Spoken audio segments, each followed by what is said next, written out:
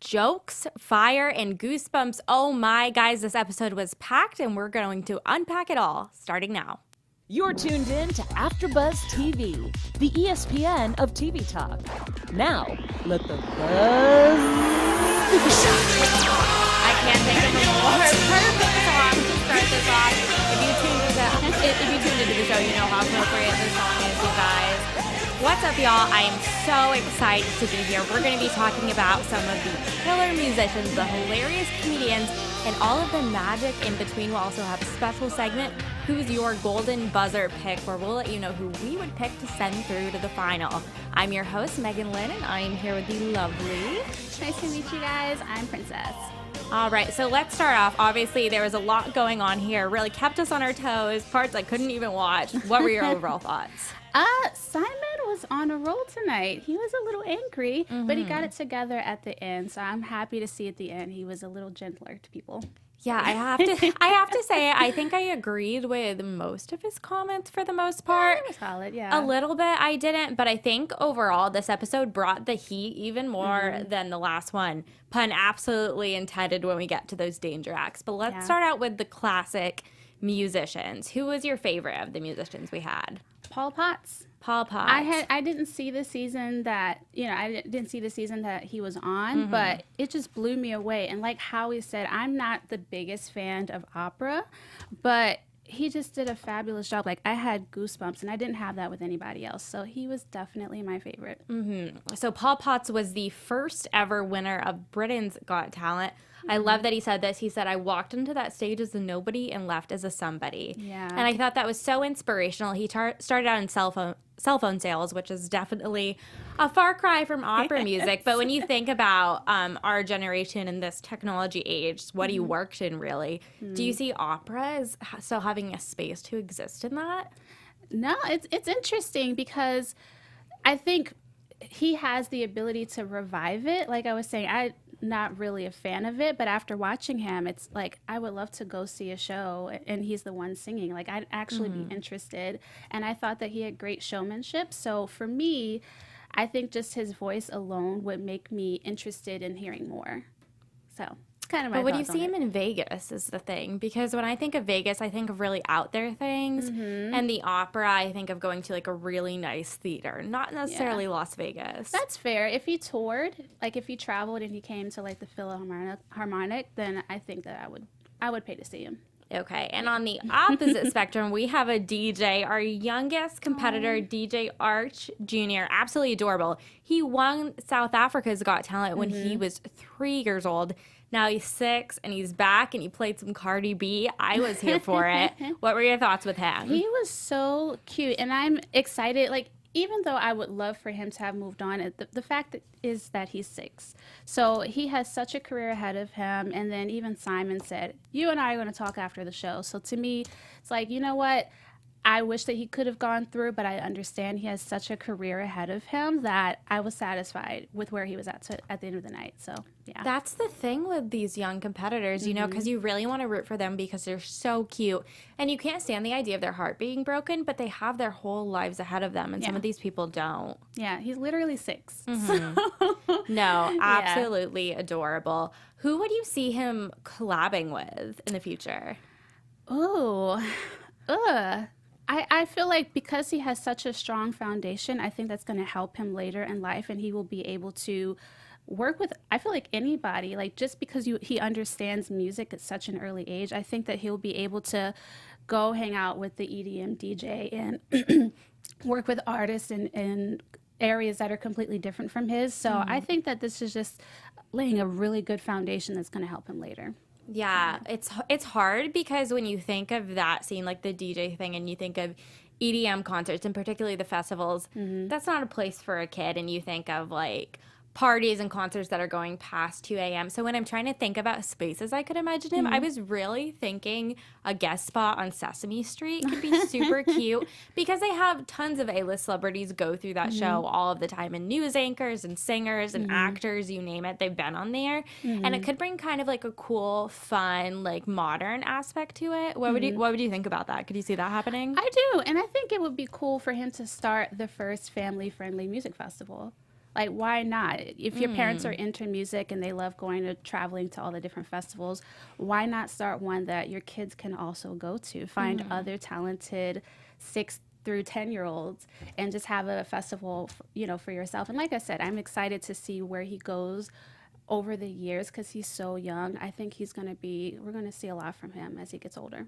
That's so true. And, you think about all the viral cute kid videos on YouTube now. I've seen a lot of kids like in elementary school age rapping about getting an education, going to college, things like that.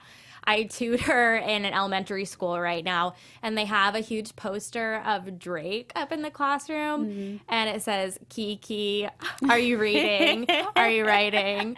Are you down with knowledge? Because I want you and I need you to go to college. That's a little awkward for me. But I feel like kids really get like those pop culture references That's now. true. So I think he could really like partner with that and be like a go to school, like go on America's Got Talent, how you can have like the education and like the fame aspect too.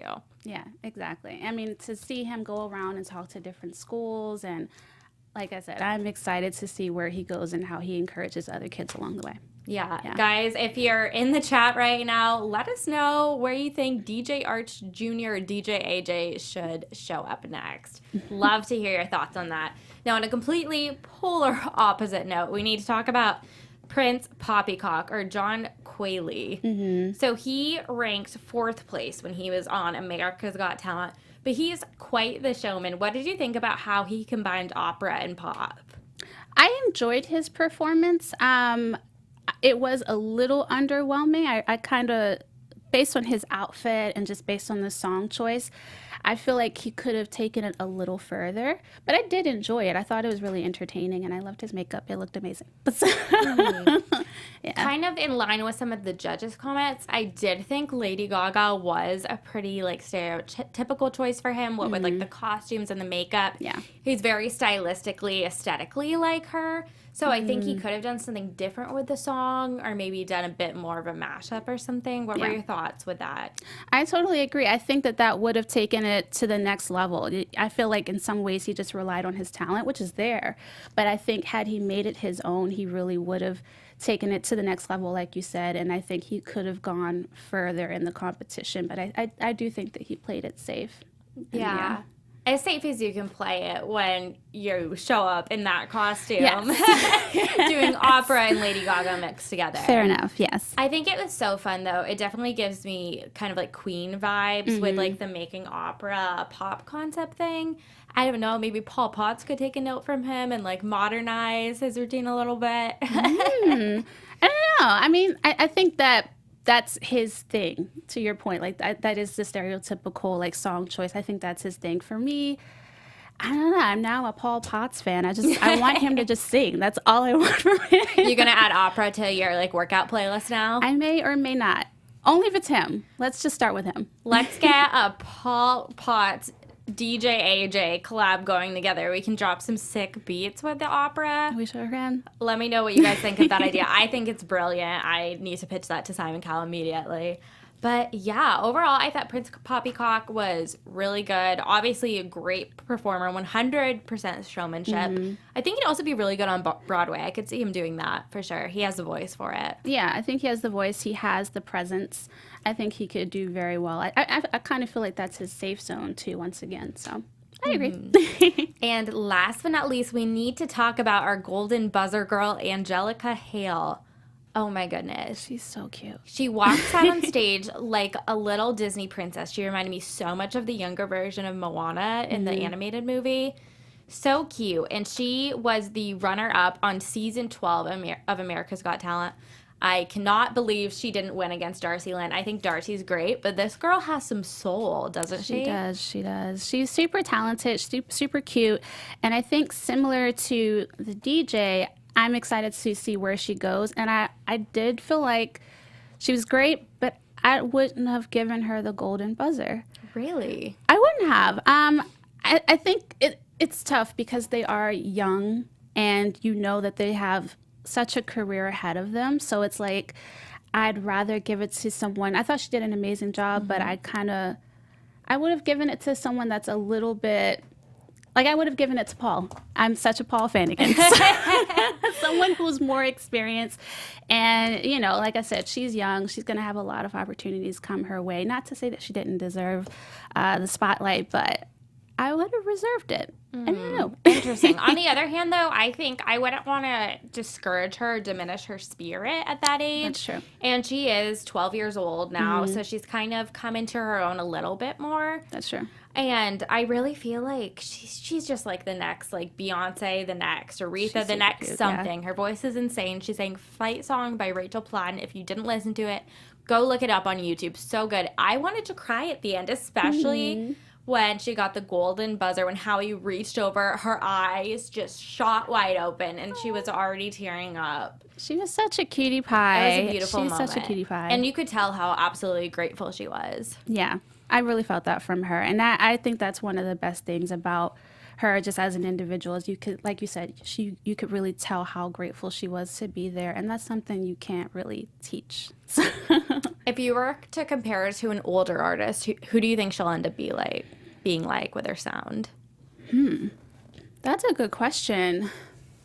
I feel like it's too early to tell. I don't feel like she's found who she is yet as an artist. Even, I want to say, was it Mel B? Someone talked about, I think someone mentioned they were a little underwhelmed and they wished that she would have made it more of her own. And because she's 12 and what 12-year-old knows who they are, I'm excited to see when she kind of comes into her own and she knows who she is as an artist. I'm excited to hear from her, and I think that's when we'll really see who she is. Right now, I think she's just exercising like her voice and just getting used to that stage presence, but I think it's a little too early for me to compare her to anyone. So we'll see. She's such a fresh slate. She could go anywhere. Yeah, when I think back to kind of like Grace Vanderwaal, I think the thing that really set her apart and made her win was the fact that she was a songwriter right off the bat. And with how much soul this girl has and kind of like the fight that she's been through in her own life, you know, her mother had to give her a kidney when she was a lot younger, when she was a little girl. And I think it's really hard, as Simon said, when you're so young and you come in only second place on a competition like that. It's almost like better to be in fifth place than to be that close and not have made it. So she's definitely been through a lot, and she's had those highs and lows. So I think she could write some pretty inspirational music. Yeah, she's going to be, in this regard, I'll compare her to Tori Kelly. I think that these experiences will only help her and make her more grounded and just a better songwriter. If she can take this and translate it into her music, like, I think she's going to be great. Yeah, because Tori Kelly on American Idol, she didn't even make it through Hollywood Week, did she? I think that's when she got cut. Yeah, and I think in her story, she was signed to a record label, and that kind of fell through. And I think all these things, like I said, just helped to make Tori Kelly a better artist. Bleh. And I think that it's going to do the same for her as well. So I'm excited to see where she goes as she gets older. Yeah, I'm definitely a big believer in everything happens for a reason. And especially with these reality competition series, I feel like we're always pulling for the underdog, the person who's really been dealt a rough hand and has still persevered and has that positive attitude. And you really see that in her. And I think the challenges she goes through will just make her more relatable. And obviously she has the talent. She's humble. She's sweet. She's going to make it no matter what happens at this competition. Absolutely, I agree. Yeah, well, on a bit of a lighter note, let's get into some comedy. Let's talk about Tom Gadar. He was the season 7 runner-up. What were your overall thoughts on him? I didn't think that he deserved a buzzer. Like, that was the first buzzer, I think, so far in this season, and it startled everybody. I know. I wasn't expecting that. I was like, is the fire alarm going off? Right. Now? I feel like we've seen way worse. too soon in the act, too. Yeah. I don't even think we were really halfway through. So I disagreed with Simon. Was he laugh out loud, fall off the chair? No, but I think that he was better, if not as good as the people we've seen thus far. I didn't think that he deserved that. Yeah, I think part of it might be it's hard to get a taste of someone's comedic style when you only hear a 2-minute sample of them. I also feel like for the comedian category of the many things you see on America's Got Talent, it's really hard to have a wow factor. That's true. That kind of leaves you sitting at the edges of your seat when you're just telling jokes. Like, that really takes a lot. But I did appreciate, even though he did get the buzzer from Simon, he was very cordial. He said he still respects him. And I don't Yeah. typically expect that out of comedians. I expect more, as Simon mentioned, with a past act throwing eggs at him. Yeah. Yeah, I think he handled it very well. He's very professional, and I think that's only going to help him. Even if you didn't find him funny, I think the way that he handled it, you could just respect him as a man.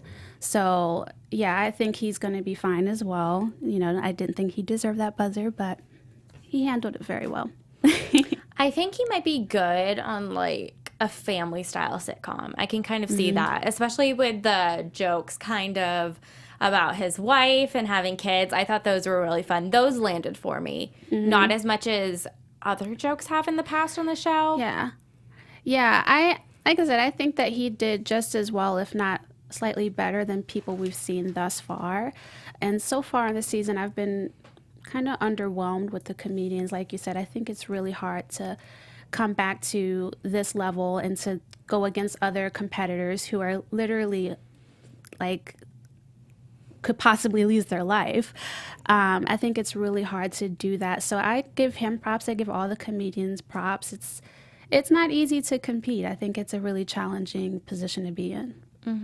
Because I feel like even more so with comedy than with singing, you're really putting yourself on the line. Yeah. Because if you're covering a song, you can kind of take on a persona of someone else. You can be that character. But when you're a comedian, that's stuff that you've written, usually personal experiences. And if someone else doesn't find something that you put yourself on the line funny, something maybe embarrassing or hard that happened to you, that's rough. Like, that takes guts. Yeah, it does. And especially from your family, because they're usually the source of your material. So it's tough all the way around.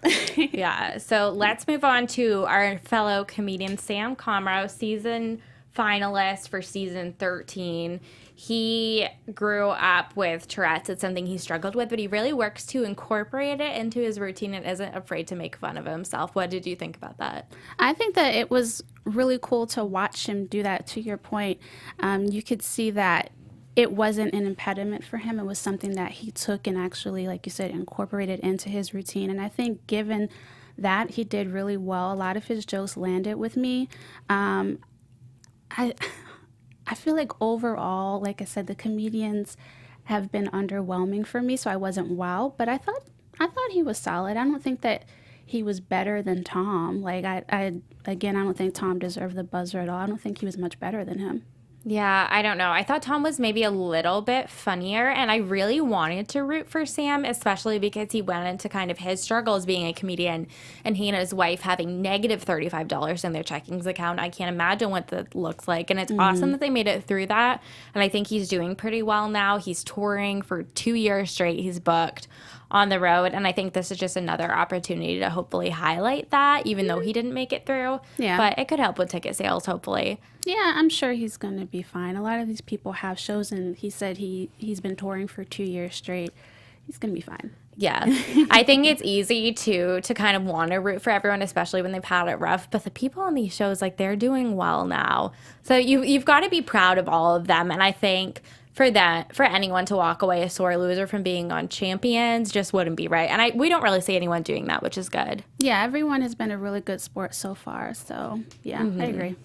So on that note, let's get into people who are really risking it all, possibly even their lives, with some magic and danger acts. This is one of my favorite categories because there's nowhere else you'll really see it except on America's Got Talent. There aren't really that many other spaces for this, but America's Got Talent really has like the craziest out there things. So someone I thought who was personally underrated was Darcy Ork. He was from Britain's Got Talent, and he's a magician. He made Heidi float, and I'm still trying to figure out how that happened. Do you have any theories? I was a skeptic. I was trying to figure out, like, okay, is there something that we don't see? Like, what's going on here? But I was thoroughly impressed. I mean, I think, so compared to the comedians, I think that all of the magicians have been wowing us. They've been doing a great job. And I understood the showmanship comment. I did kind of agree. But I think overall it was still super impressive. Like, Heidi literally levitated. Yeah. He was more removed from the act personality-wise, which I don't know, that might be nerves because he's focusing on like her not getting dropped while he's trying to make her levitate. But I think overall, I don't think that should have cost him getting through to at least the top 3. Like, I think he was really underrated.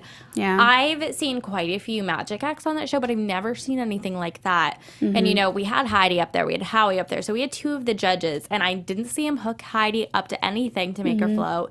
We saw him slowly take, like, their hands off of holding Heidi up so that she was just levitating, and she said she felt weightless. That's really cool. She was right there. It was happening to her. I would kind of like to be in Heidi's position. Oh, no. I take that back. I would be super scared. Yeah, would y'all let someone do that to you? I would be hesitant to even go up on stage not knowing what I was getting into. But when he was like slowly removing their hands from her body one by one, I would be so terrified. Yeah, it's cool to watch, but now that I think about it, I don't know if I'd want to be in that situation. It's a little scary for me. Okay. You want to talk scary? You want to talk real scary? You want to talk shot to the heart or the neck scary? Yeah. We need to talk about Ryan and Amber Lynn. Season 11 finalists. She accidentally shot him in the neck with a flaming arrow, guys, on stage, live, last time they were on the show. And they haven't done that trick since last time. And what did they do? They just did it. They brought it back, and they succeeded this time. Did you think they were going to be able to do it? I did. I actually had faith. I believe that last time it happened, but I feel like, and I think we've seen it on the show thus far, every time people have come back and tried the same, trick, they've done really well. So I actually, even though I had to look away, I believe that she was going to make it. I really did think she would, so. I know. It's like watching a train wreck. Like, you're covering your eyes, but you're kind of, like, peeking through because you have to know what happens. I thought it was so hilarious that Melby turned her chair all the way around and just waited for the audience reaction to tell her what was going on. Mm-hmm. That's so funny. I didn't want to watch that either, and that's the thing where I'm always conflicted with these danger acts is, should I be rooting for them to continue this completely dangerous, irrational behavior? I think that Simon's in that same place too. I've been watching his face, and I feel like he's kind of in the same boat. He's not sure if this is something that should continue. He's made it very clear, if you're going to do this, it's on you. But that's a good question, because what if something tragic happens and these people are just trying to win this show? I could see how that could be an issue. So yeah, I mean, I feel like there's less risky things you'd be doing, still taking calculated risks, like turning it into some sort of magic act or some sort of juggling thing, contortionism, really anything but shooting flaming arrows into your partner's mouth would be good with me. I just feel like we've taken it too far as a society for the sake of entertainment, and it really bothers me because I think about, these people are like in their 30s, late 20s, like they could be parents. If I was their kid or related to them or even friends with them, I would be so upset. I would have nonstop anxiety for them. It would be hard for me to support a loved one doing that. Yeah, it's like you said, it's one thing if it's just an illusion. It's another thing if it's actually happening and then it's in front of the whole world so everyone would witness whatever takes place. So I totally agree with you. Is there anyone in your life you would trust enough to shoot a flaming arrow at your mouth? No, I wouldn't even trust myself to shoot the flaming arrow at anybody. Well, I think I failed archery in high school and we had to do it in gym class, so I'm definitely not the person to ask that question. Yeah, I'm not about that life. Not at all. Oh, my goodness. Well, this one was a little bit dangerous, but they definitely had great personalities, and I thought it was so fun to watch. Billy and Emily England, the super sibling roller skating dancers. What did you think of them? I thought it was amazing. And for me, I have a younger brother, and it's like, oh man, I gotta find something to do with my brother. Like these siblings are just out here doing it big, setting the bar high for the rest of us siblings. So I thought they did an amazing job, and I wasn't surprised that they made it to the top 3. I thought that they should. Yeah. For those of you who weren't able to catch the last act in the show, she, at the end, hung on to his beard and he was swinging her around. That was the only thing she was holding on to. He had her thighs, and they were roller skating around in a circle on a turning table on the ground. It blew my mind. And it was so funny to me because at the end, she was hiding a clump of his hair behind her back because she pulled out his beard. And she did that last time. I mean, it makes sense. I mean, she's probably like has a death grip. I know so. human hair is strong, but my God, that must have hurt his skin. Like, I feel like he would have, like, bruises all along his chin from it or something. I guess it's callous at this point from practicing. Yeah. Maybe, hopefully. Yeah. I guess it must be fun if they get in an argument or something and then she gets to go out on stage and do that and be like, ha.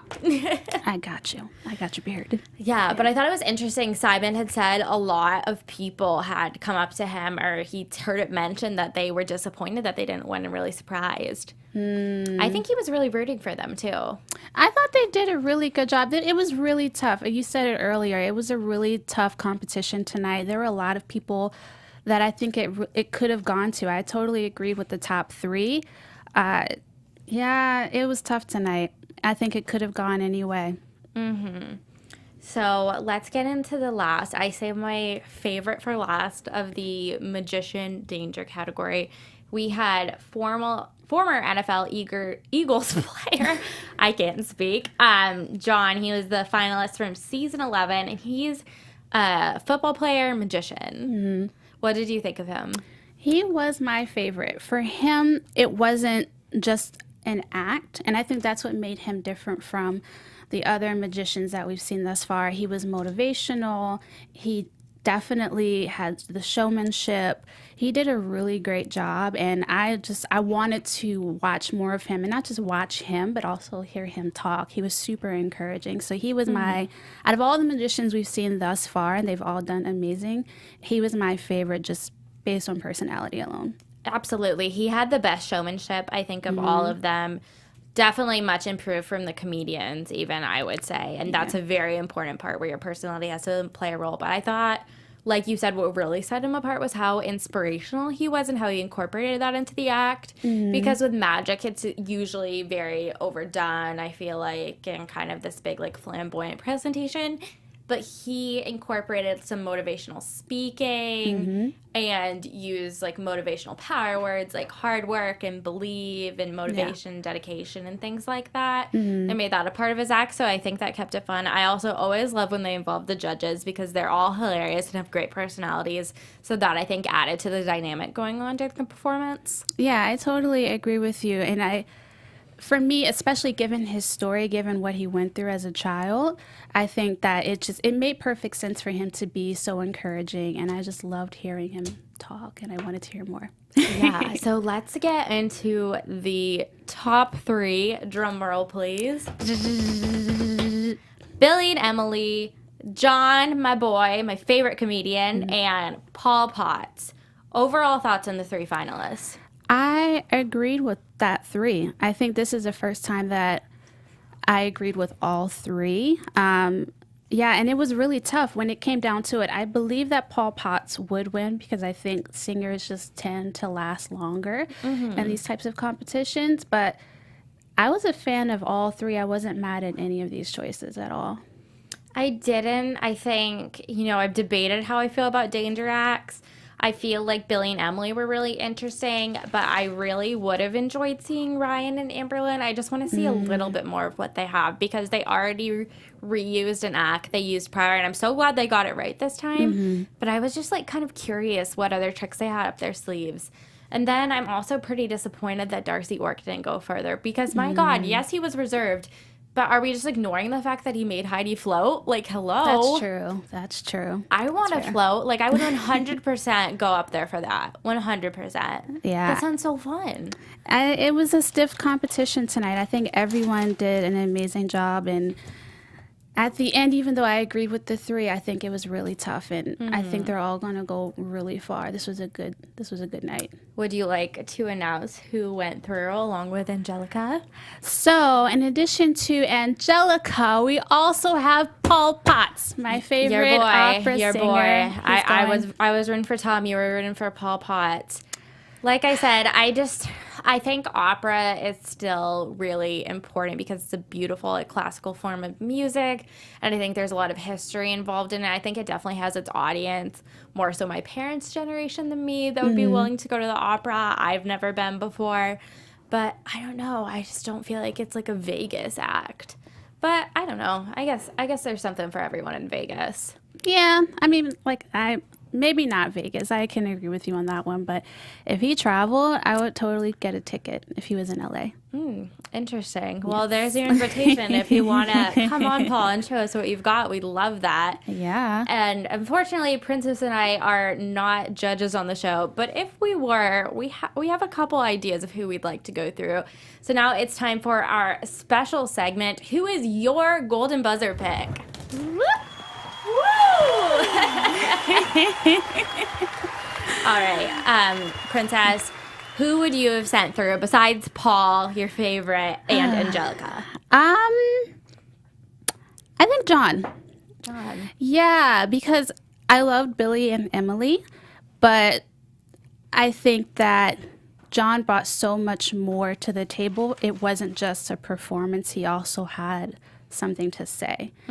And for me, I think that's something that is important, and I would want to hear more from him and see more of that at the end. So I think the golden buzzer would have gone to him if I had it. Yeah.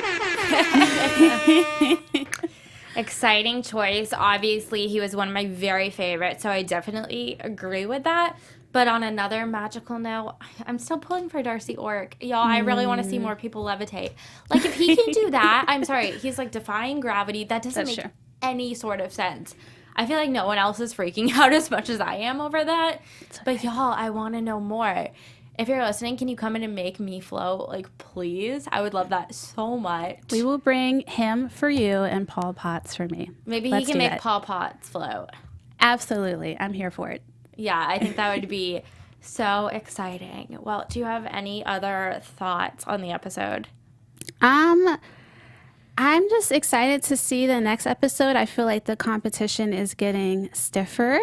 This episode, I really think it could have gone so many ways. I love the top three, and I agree with them, but I don't know. I think this is getting a lot better compared to the first two episodes. So I'm excited to see what happens next episode. I know. And based on the previews, all the next episode looks insane. It does. I think every week they're just bringing the level up further and further. And they did tease that next week it's going to be more of the out there kind of artists and performers. So I think that's something to look forward to. I'm definitely on the edge of my seat waiting for it. Yeah, I'm excited. All right. Well, that is our show for this week, y'all. Make sure you tune in for next week. I think it's going to be crazy. Princess, where can they find you on social media? You guys can find me on Instagram at LoveAlwaysPrincess. And y'all can find me at MeganLynnTV on Twitter and Instagram. Message me, tweet at me. Let me know what you think of the show. Let me know who your golden buzzer picks are. For now, that is all the time we have. Thanks for tuning in, guys. Bye. Bye, guys. Our founder, Kevin Undergaro, and me, Maria Menounos, would like to thank you for tuning in to AfterBuzz TV. Remember, we're not just the first, we're the biggest in the world, and we're the only destination for all your favorite TV shows. Whatever you crave, we've got it. So go to AfterBuzzTV.com and check out our lineup. Buzz you later. The views expressed herein are those of the hosts only and do not necessarily reflect the views of AfterBuzz TV or its owners or principals.